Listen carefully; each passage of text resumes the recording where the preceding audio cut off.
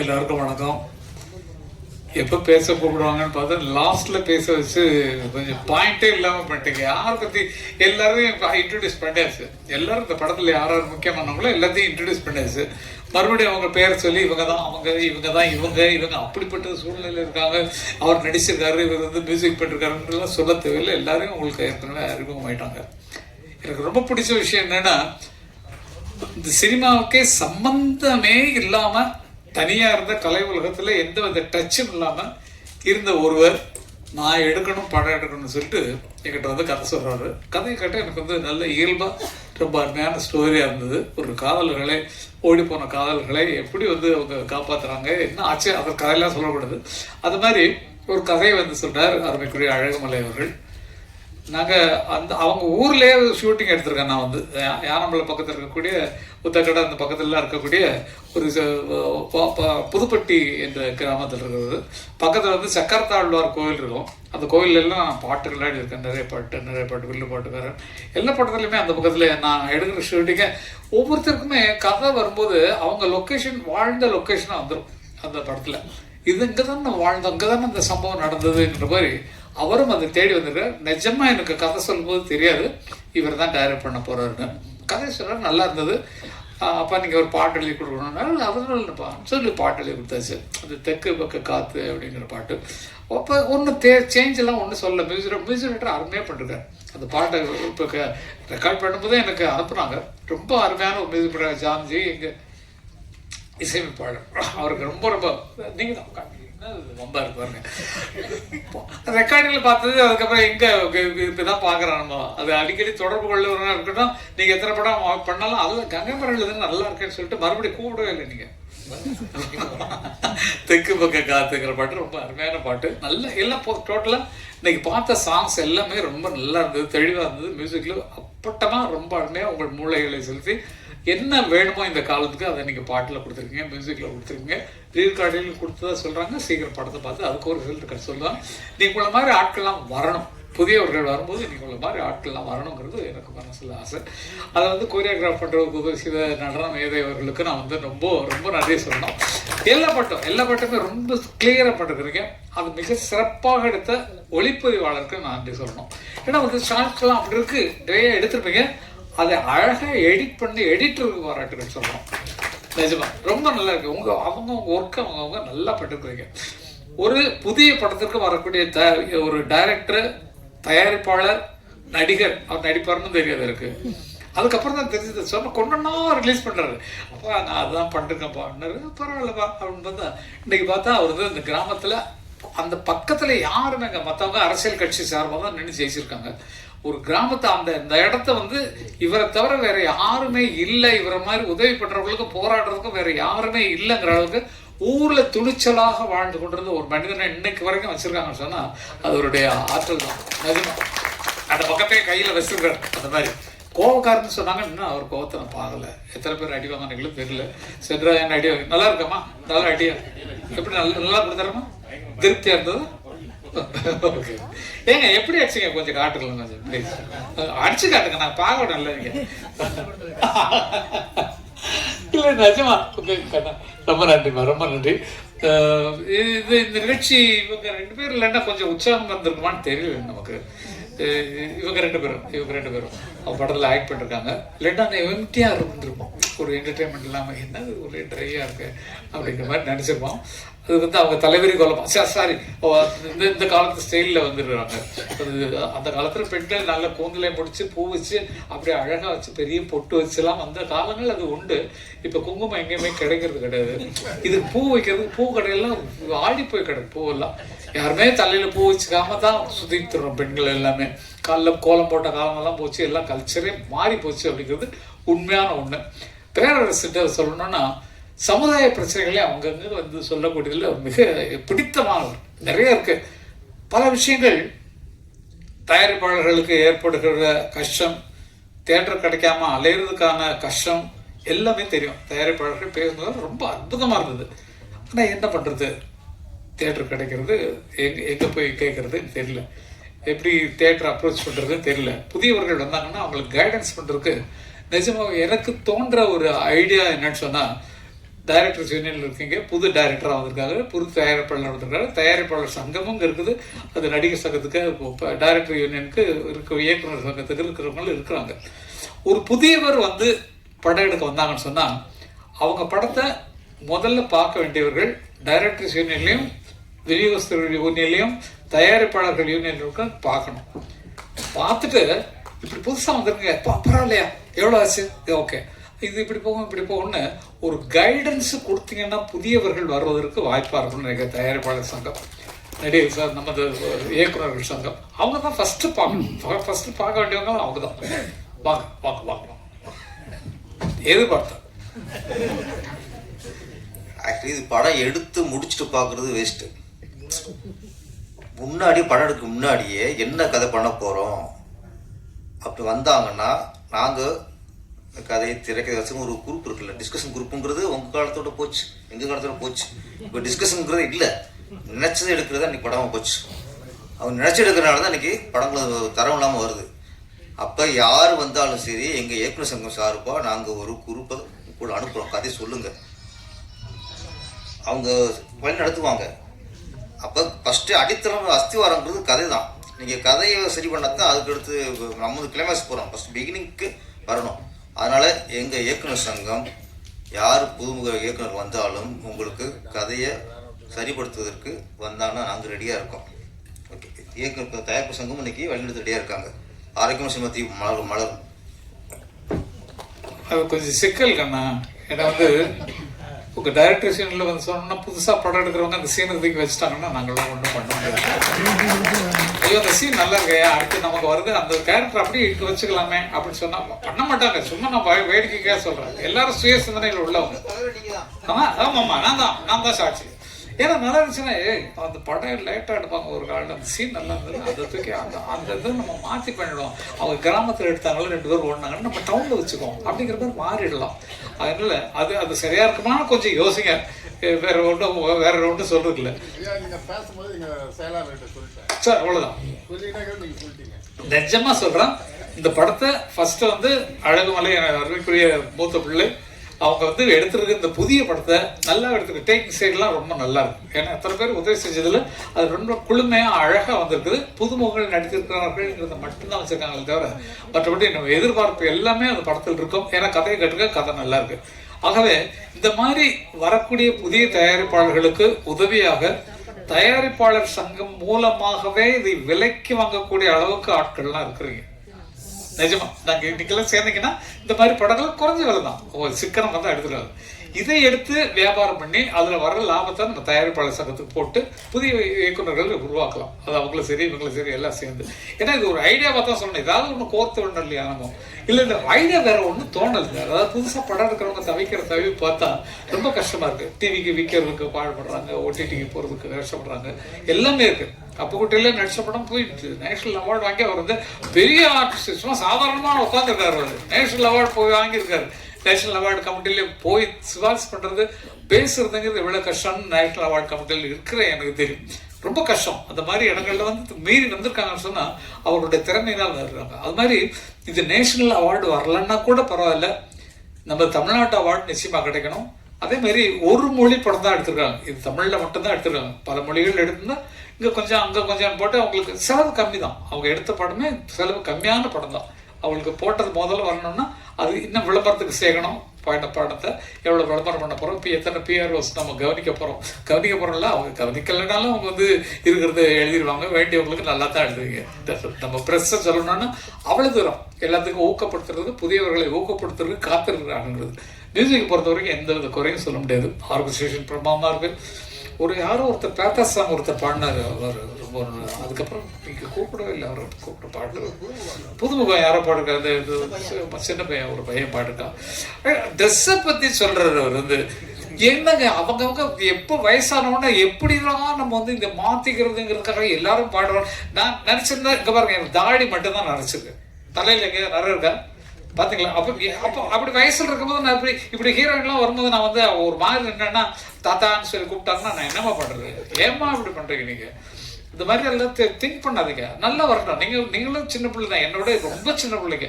நிஜமாவே இங்கே இருக்கிறதுலே வயசில் மூத்தவன் நான் தான் நினைக்கிறேன். ஆனால் வயசுல இளமையா தெரிகிறது நான் தான் நினைக்கிறேன். நான் கொஞ்சம் நீங்களா சொல்லுங்க சார், நீங்களா சொல்லுங்க. ஓகே பாருங்க, இதுக்கெல்லாம் இது வேணும். இப்போ வந்து நம்ம வயசானவனா நடிக்க வச்சிருக்காங்க ஒரு படத்துல, இந்த லெனின் பாண்டியன் அப்படிங்கிற சத்யஜோதி ஃபிலிம்ஸ். நாங்கள்லாம் ஆரம்பத்துலேருந்து ஃப்ரெண்ட்ஸ். அவர் சத்யா மூவிஸ்ல இருந்தது எல்லாத்துக்குமே. நானும் தியாகராஜனும், நாங்கள் ராமகுமாரும் ரொம்ப திக்கஸ்ட் ஃப்ரெண்ட்ஸு. அவங்க வந்து இந்த நான் நடிக்க போகிற படத்துக்கு வந்து லெனின் பாண்டியன் நடிச்சிட்டு இருக்கிற படம் முடிஞ்சு போச்சு. ப்ரீ ரெக்கார்டிங் பண்ணிட்டாங்க, அண்ணன் மியூசிக் பண்ணி பாட்டெல்லாம் போட்டிருக்காங்க. அதில் வந்து வயசான கேரக்டராக எனக்கு கொடுத்தாங்க, ரொம்ப வயசான மாதிரி கொடுத்தாங்க. அது ரொம்ப ரொம்ப ஓல்டு கேட்டப்பில் நடிக்க வேண்டியிருந்தது. அதனால தலையும் நிறைய வெள்ளையெல்லாம் அடிச்சு, அது வெள்ளை தான் இப்படி இருக்கு, நான் இது எடுத்தேன்னு ஷேர் பண்ணா கொஞ்சம் நல்லா இருக்கு. அது மாதிரி இளமையா வந்தோடனே யார் ஜோடின்னு நான் ஏன்னா இது பாரதி ராஜா அண்ணனுக்கு சொன்னப்பட்ட கதை. இந்த கதை என்னோட கேரக்டர், நான் ஆக்ட் பண்ணுற கேரக்டர் வந்து பாரதி ராஜா அண்ணா நடிக்கிறதுக்காக பண்ணது. அப்போ தான் அவருக்கு உடம்பு சரியில்லாமல் போனதுனால அவரால் நடிக்க முடியலன்னா, பாரதி ராஜா அப்புறம் யார் இருக்கா அப்படின்னு திங்க் பண்ண திரையுலகத்துல என்ன தவிர வேற யாருமே இல்லை. அந்த வயசுல வேற யாருமே இல்லை. அதான் சொல்றாங்க. அவர் அறிவு என்ன, அவர் ஆற்றல் என்ன, ரொம்ப கஷ்டமா இருக்கு. அவர் இப்ப இருக்கிற மனநிலை பார்த்தா அது ரொம்ப கஷ்டமா இருக்கு. என்ன பண்றது, அதை யாராலையும் தடுக்க முடியாது. என்ன நடக்குதோ அந்த நடக்கிறதை ஏற்றுக்கொண்டுதான் ஆக வேண்டும் அப்படிங்கிறது. அது சொல்லி மாளாது. அந்த மாதிரி சாதனை பண்ணியவர்கள் என்ன அறிமுகப்படுத்தினாலும் பெரிய. இப்போ அடுத்த வர 77வது வருஷம் தான் வந்து 67ல வந்து படம் வந்தது. 77ல படம் வந்தது 16 வயதுல. அதுல வந்து நான் வந்து அது 50வது வருஷம். அண்ணன் 76ல அன்னக்கிள்ளியில் வந்தார். அன்னக்கிள்ளியில தான் அண்ணனுக்கு இன்னைக்கு 50வது வருஷம் ஓடிக்கு. மே 10ஆம் தேதி அது அந்த படத்தினுடைய 50வது ஆண்டு விழா வருது. 77ல தான் நானும் பாக்யராஜும் அறிமுகமானோம் திரைப்பட உலகத்துக்கு. அவர் அசிஸ்டன்ட் டைரக்டராக தான் அறிமுகமானார், நான் பாடலாசிரியராக அறிமுகமானேன். ஆனால் 50வது விழா பாக்யராஜ் கொண்டாட்டார். அது என்ன கணக்குன்னு தெரியல. இது ஒன்றும் தப்பு இல்லை. ஓகே, அது தெரிஞ்சுக்கிட்டோம் இல்லையா. ஏதோ நல்ல சந்தர்ப்பத்தில் அவர் வந்து யூஸ் பண்ணிட்டார். அதனால ஆனால் 50 வந்து வயசு ஆகலை அந்த படத்துக்கு வந்து. நாங்கள் அடுத்த வருஷம் தான் 77 கொண்டாட போகிறோம். நான் வயசு இல்லை, படத்துக்கு சொல்றேன். படத்துல அறிமுகமாயி டைட்டில் பேர் வச்சது 77 தான் நாங்கள் எங்கள் பேரே வெளியே வந்தது. அப்போ அடுத்த வருஷம் தான் நாங்கள் வர்றது 50. அது பாக்யராஜ் அவர்கள் என்ன காரணத்துக்காக 50 அப்போ நானும் கொண்டாடி இருக்கணும் இல்லையா. வேணாம், அது வேண்டாம், நல்லபடி அது இருக்கோம். அதுவே பெரிய விஷயம். 50 வருஷம் இருந்திருக்கோம். அதுக்கு முதல்ல ஒரு 5 வருஷம் வந்து நாங்கள் வந்து இசைக்கலைஞர்களாக வாழ்ந்திருக்கோம். ஜி.கே. வெங்கடேஷ் மலையாள படங்கள், தெலுங்கு படங்கள் அங்கே ரெக்கார்டிங் நடக்கும்போது கிட்டாரிஸ்டாக இசை கலைஞர்களாக வாழ்ந்தவங்க தான் நாங்கள். அதில் கற்றுக்கிட்டு தான் மேலே மேலே வந்தோம். ஜி.கே. வெங்கடேஷ் அவர்கள் எங்களுக்கு குருநாதர். அவருடைய படங்களுக்கு பண்ணோம். எங்கள் வாத்தியார் வந்து சந்திரலேகாவுக்கு ஜி தன்ராஜ் மாஸ்டர் அவங்க தான் ரீரெக்கார்டிங் பண்ணாங்க. அவங்க வந்து பழைய பாடல்கள்லாம் எடுத்து வெஸ்டர்ன் சாங்காக அப்படி கொண்டு வந்தது ஃபர்ஸ்ட் எங்கள் மாஸ்டர் தான், ஜி தன்ராஜ் மாஸ்டர். மல்லிகை பூஜாதி ரோஜா முல்லைப்பூ வேடுமா தொட்டாலும் கை மணக்கம் போகும் பட்டான ரோஜா பூ கதம்பம் வேணுமா தர தர தரரத்தா தத்தா தரரா. இப்படி டிஃப்ரெண்டா கொடுத்தது சந்திரலேகா ரீரெக்கார்டிங் போய் பாருங்க. சந்திரலேகாவுக்கு ரீரெக்கார்டிங் பண்ணது என் மாஸ்டர் தான். அப்படி இங்கிலீஷ் படம் பார்த்த மாதிரி இருக்கும் அந்த டைம்ல அந்த ஆர்கஸ்ட்ரா வச்சு. அதனாலதான் அண்ணன் வந்து இங்க வெஸ்டர்ன் மியூசிக்கை கத்துக்கிட்டு இன்னைக்கு உலகமெல்லாம் போற்றக்கூடிய ஒரு பயங்கரமான சிம்பனி எழுதி உலகமெல்லாம் சுத்திட்டு இருக்கோம். எல்லா நாடுகள்லையும் அவர் சிம்பனி நடக்க போகுது. பண்ணியாச்சு, துபாயில் பண்ணியாச்சு, அமெரிக்காவில் பண்ணியாச்சு, லண்டனில் பண்ணியாச்சு.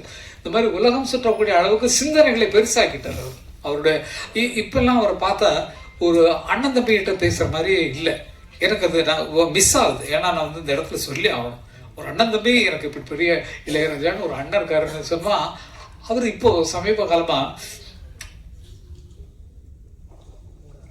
இப்படிதான் இருக்காரு. இப்போ உட்காந்தோம்னா இப்படி வந்து பார்ப்பாரு, சேனட்டு இப்படி உட்காந்து மேனஸ்கிரிப்டில் வெளியே திங்க் பண்ணி இப்படி எழுதிட்டு பாரு. நான் திங்க் பண்ணி பார்த்துட்டு என்னது அப்படின்னா சேனட்டு எழுதி கொஞ்சம் வச்சு அப்படின்பாரு. இல்லைன்னா இல்லை ரொம்ப நாளாச்சு பார்த்து போகிறான்னு அந்த எழுதுகிற பாடலாம் அப்படி கீழே வச்சுட்டு எழுந்து நிற்பாரு. எழுந்து நின்று இப்படி முகத்தை காட்டு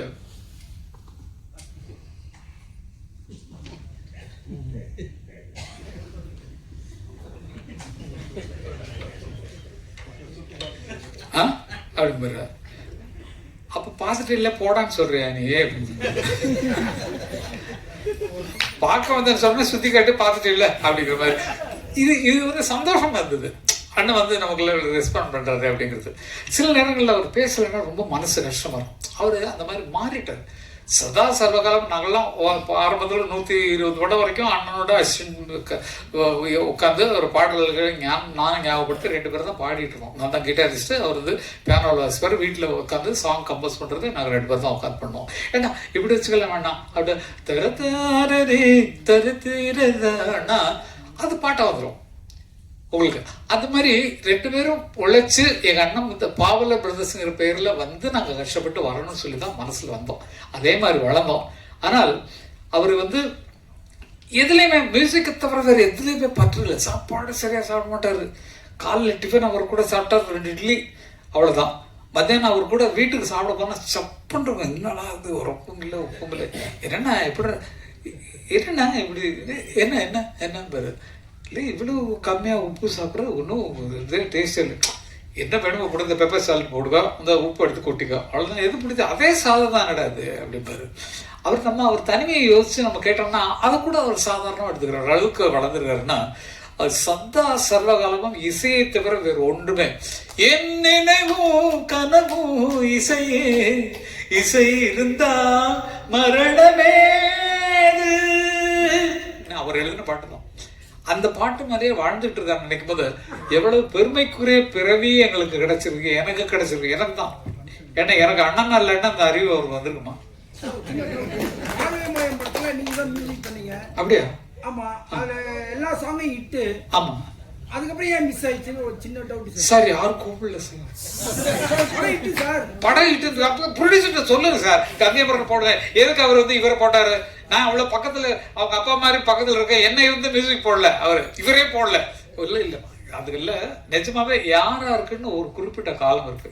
இப்ப அண்ணன் பண்ற படமெல்லாம் ரஜினி படம் பண்றாரா, இப்போ கமல் படம் பண்றாரா, என்ன படம் பண்றாரு? இல்ல, அவருக்கு கிடைச்சது யார் அவர் விரும்பி போறாங்களோ அதை பண்ணுவார். அது ஆர்டிஸ்ட் கேட்கறதுல கதை சொல்லுவாங்க. ஐயா நீங்க பண்ணி கொடுத்தா நல்லா இருக்கும், இப்படித்தானே பேசுறாங்க. போய் அவர்கிட்ட வேலை கேட்கறதே பயம். கேட்டோன்னா சரி கதை சொன்னா சரி ஓ பண்ணிக்கலாம் அப்படின்னு சொல்லிட்டு பாட்டு போட்டாருன்னா பாட்டு ஃபிக்ஸ்டு.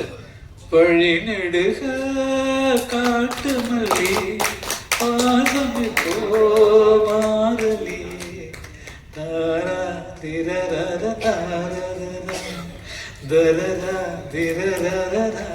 எவ்வளவு மயங்கிட்டு வரும். அது மாதிரி இப்பவும் மயக்கக்கூடிய இசை அவர் கைவசம் இருக்கு. ஆனால் அவரை போய் அப்ரோச் பண்றதுக்கு தள்ளி நிற்கிறார், வேற ஒண்ணு கிடையாது. எல்லாருக்கும் ஆசை இருக்கு, அவரோட படம் பண்ணணும்னு ஆசை இருக்கு, போனா என்ன ஆகும் அப்படிங்கிற பயம் இருக்கு. ஆனால் அந்த ஞானம்ங்கிறது இன்னைக்கு வரைக்கும் ஒரு டிராப் கூட குறையில, மேலே ஏறிட்டு தான் போகுது. இப்போ 2வது சிம்பனி எழுதிட்டு இருக்காரு. அது கூடிய சீக்கிரம் ரெக்கார்டிங்கு நான் சொல்லியிருக்கேன். நான் இந்த தரம் நான் பண்ணும்போது சிம்பனி அங்கே வாசிக்கும் போது நான் வருவேன் அப்படின்ற மாதிரி சொல்லி இப்போவே அட்வான்ஸ் புக்கிங் பண்ணிட்டேன். அது மாதிரி அவருக்கு பார்க்கறதுலாம் பெரிய கொடுப்பனை. என்ன மாதிரி கொடுத்து வச்ச ஆட்கள் யாருமே கிடையாது. பாரதி ராஜான்னு ஒருத்தர், அவருக்கு நாடகத்துக்கு நான் பாட்டு ஊரில் எழுதுன காரணத்தினால அவர் திரைப்படத்துக்கு வரும்போது அந்த அண்ணன் டியூன் பண்ணுவாங்க.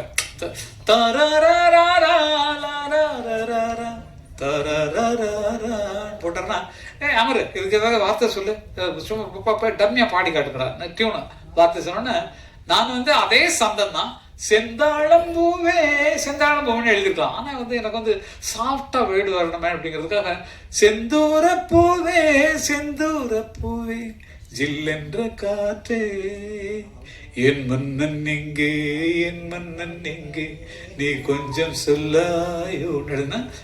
அப்ப யாருக்குமே தெரியல செந்தூர பூவேன்னு ஒன்று இருக்குன்னு யாருக்குமே தெரியாது. ஜெயசுதாஸ் தான் இவடா அது எதடா செந்தூர பூ எவடா உண்டு இவன் அறியல அப்படின்னாரு. இல்லைங்க, எனக்கு வந்த வார்த்தை தரிசனம் அந்த ஸ்டூடோ கேட்டோன்னா எனக்கு வந்த வார்த்தை இந்த வார்த்தைன்னா செந்தூர பூ அகராதிலே இல்லாத ஒரு பூ. அதை இப்போ இல்லவே இல்லை, செந்தூர பூன்னு ஒரு பூவே கிடையாது. அப்புறம் நான் சொன்னதுக்கு அப்புறம் தான் அந்த பூ இல்லைன்னு தெரியும். சிவகுமார் என்ன சொல்லுவாங்க, பூவோட பேர் எல்லாம் சொல்லிட்டு வருவாங்க. அதில் செந்தூர் பூ இருக்காது, செந்தூர் பொண்ணு ஒரு பூவே இல்லை. அப்படி நான் இல்லாத பூவை எழுதி அதே ஒரு டைட்டில் வச்சு படம் கூட எடுத்தாங்க, சித்தர் பூன்னு சொல்லிட்டு. எவ்வளோ பெரிய ஞானி பாருங்க, வருங்காலத்தை சொல்லக்கூடிய ஒரு ஆளா பிறந்திருக்காங்க பாருங்க. செந்துருக்கம், அது செந்துருக்கம். நான் நினைச்சு எழுதுனது அதுதான் கரெக்டா சொன்னாரு ஜி. என்னன்னா செந்துருக்கம்னு வைப்பாங்க. செந்துருக்கம்ன்றது குங்குமத்துக்கு பதிலாக கிராமத்தில் வச்சுக்கிற ஒரு அவங்களே மேக் பண்ண ஒரு செந்தூர பொட்டு, செந்தூர பொட்டு வச்சுக்கிட்டாங்க, செந்தூர பொட்டு வச்சுருக்கேன்னு சொல்லுவாங்கல்ல அது. அப்போ செந்துருக்க பூன்னா ஒருவேளை குங்கும பூவா இருக்குமோன்னு எனக்கு ஒரு ஐடியா. செந்துருக்கம் அது குங்குமம் இருக்கிற இடத்துல இருக்கு, அப்போ செந்திருக்கும்போது குங்குமத்தை சேர்ந்த ஜாதியாக இருக்கும். அதனால குங்கும பூவேன்னு எழுத முடியாது, டியூனுக்கு சரியா இருக்காது. அதனால அது அப்படி வந்தது தான் அது பாட்டு. ஏதோ நம்ம நினைக்கிற கற்பனை நம்ம அது வர்ற வரைக்கும் எங்கிறது வருதுன்னு நமக்கு தெரியாது. திங்க் பண்ணி உட்காடுறோம், பேப்பர் எடுக்கிறோம், அவர் மியூசிக் போடுறாரு, சுதி போடுறாரு, ஏதோ டெம்போ ஒன்று அப்படி தக்கு போடுறாரு, போட்டு ஒரு டியூன் ஆயிடுது.